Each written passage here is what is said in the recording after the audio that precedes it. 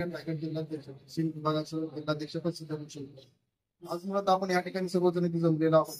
त्या ठिकाणी समविचारी संघटना समविचारी पक्ष हे महाराष्ट्र शासनाने जन सुरक्षा विधेयक हे लागू केलेलं आहे. त्याबाबत या ठिकाणी आपण याआधी छत्रपती शिवाजी चौक आपल्या सर्वांचं म्हणणं या ठिकाणी ऐकलंच असेल. आज हे जनसुरक्षा विधेयक याबाबत जर बोलायचं झालं तर आपला देश हा 15 ऑगस्ट 1947 ला स्वतंत्र झाला आणि स्वतंत्र झाल्यानंतर 26 नोव्हेंबर 1949 ला भारतरत्न डॉक्टर बाबासाहेब आंबेडकरने केली संविधान रूपी राज्यघटना आपल्या देशाकडे बाबासाहेबांनी सुपूर्द केली आणि पुढे जाऊन 26 जानेवारी 1950 ला या राज्यघटनेची अंमलबजावणी करून आपला देश सार्वभौम झाला. आपल्या देशात खऱ्या अर्थाने लोकशाहीची स्थापना झाली असं आपण म्हणू शकतो. त्यानंतरचा कालखंड बघा जवळपास आपला देश स्वतंत्र होऊन 75 वर्ष झाली. तर माझ्यासारख्या सर्वसामान्य कार्यकर्त्याला पडलेला प्रश्न म्हणजे हाच की आपला देश स्वतंत्र होऊन 75 वर्ष झाली. आपला देश हा या संविधानावर चालतो. या संविधानामध्ये असलेली कलम या प्रत्येक व्यक्तीला स्वतःच एक स्वातंत्र्य अबाधित करून देशाचं सार्वभौमत्व टिकवण्यासाठी उपयुक्त असताना अजून एका विधेयकाची मुळात गरजच का भासतात. आणखीन पुढे जाऊन बोलावं इंग्रजांच्या राजेवर स्थापित केला होता ज्याला आपण सर्वजण काळा कायदा म्हणून संबोधलं होतं. त्यापेक्षाही भयानक अशी ही जनसुरक्षा विधेयकाची तरतूद आहे.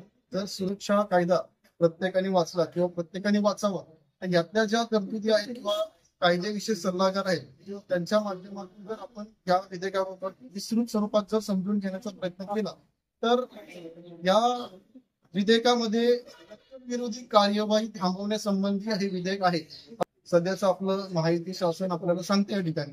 परंतु या विधेयकामध्ये कुठेही नक्षलवादी हा शब्द नसून ते डावी विचारसरणी असेल किंवा आपल्याला या ठिकाणी जे बोलण्याचं स्वातंत्र्य दिलेलं म्हणजे संविधानामध्ये आपल्याला कलम 19 अंतर्गत जे आपल्याला 5 मूलभूत अधिकार दिलेले आहेत मला त्यांच्यावरच घावा घालण्याचं काम हे या शासनाने नाव जनसुरक्षा विधेयक आहे परंतु जनसुरक्षा विधेयक नसून हे सरकार सुरक्षा विधेयक आहे असं मी तर जाहीरपणे सांगते.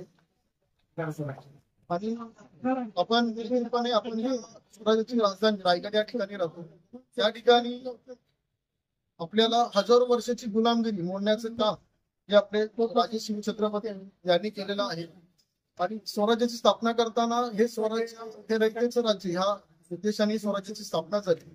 आणि या स्वराज्याचे जे 4 मुख्य बिंदू होते ते स्वातंत्र्य समता बंधुता न्याय यांचीच पुढे पुनरावृत्ती डॉक्टर बाबासाहेब आंबेडकरांनी आपल्या संविधानाला केलेली असताना अजून एका विधेयकाची मुळात आपल्याला गरज का भासावी. त्यामुळे हे विधेयक कोणत्याही परिस्थितीत थांबलं पाहिजे. आणि जनता पूर्णपणे रस्त्यावर उतरून याबाबत अधिक तीव्र जनाक्रोश करून हे विधेयक थांबवण्यासाठी आम्ही आपल्याला या ठिकाणी मजबूर करू असं आम्ही इथे निर्वाणीचा अवलंब पुढचा सिद्ध थांबतो. जय